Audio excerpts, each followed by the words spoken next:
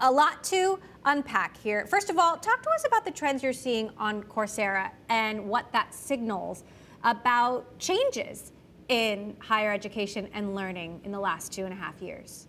Well, yeah, the world's been changing rapidly, Emily, and what we've seen is pre-pandemic, a lot of emphasis on learning digital skills. People realize there are new jobs with good compensation, but you need to learn new skills to do it. So a lot of emphasis on data science skills, technology skills, business skills.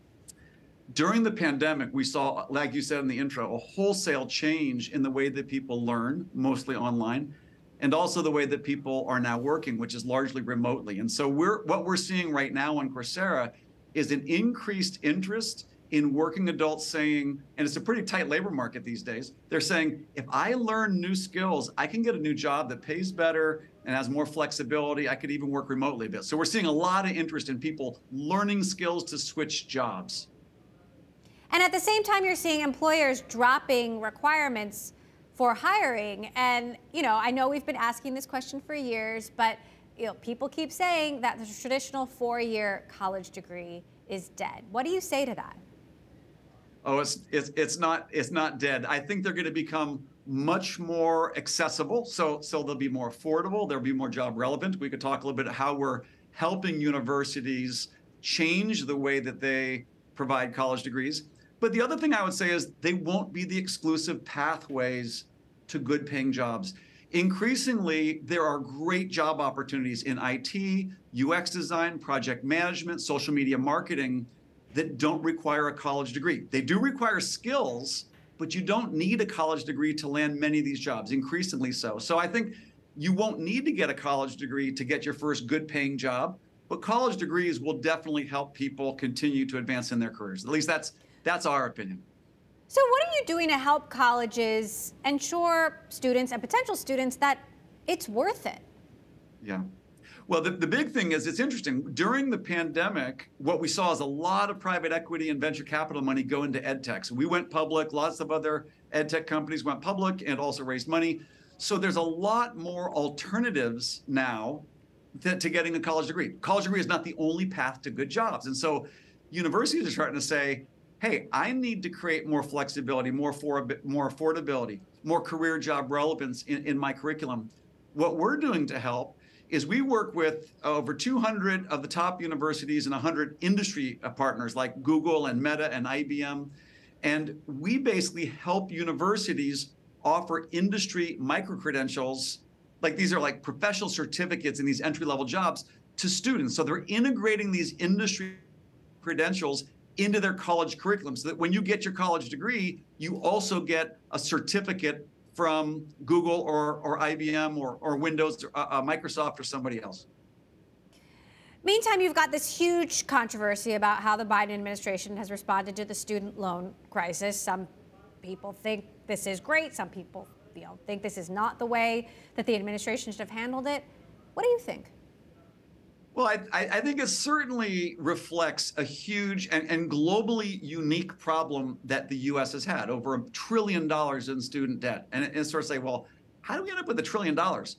What it is students were able to borrow money to buy a fairly expensive college experience that did not land them a job making enough income to pay it back.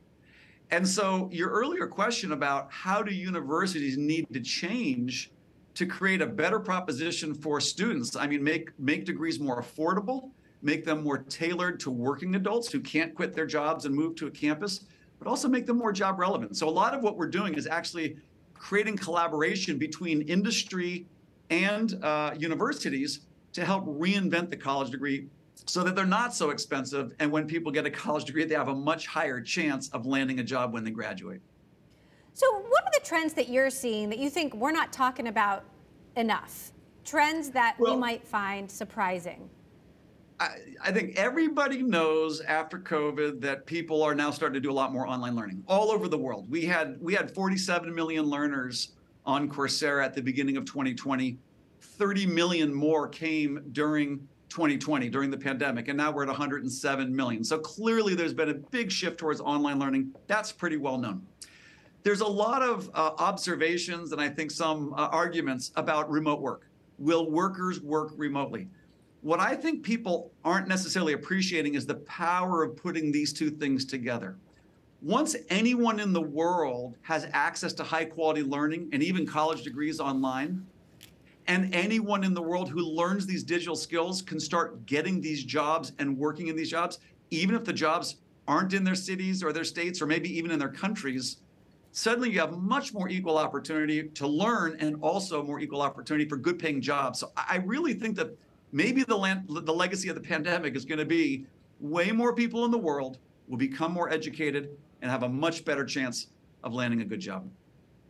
Meantime, obviously, we're going through a huge market contraction, but Coursera shares are down since you went public, as are many public companies in this economy. You know, we've long had this question, will investors see the benefit of ed tech and ed tech, quote unquote, companies? What's your message to investors? Why should they? Clearly, the growth is there based on the numbers you're giving us. What's your message to investors?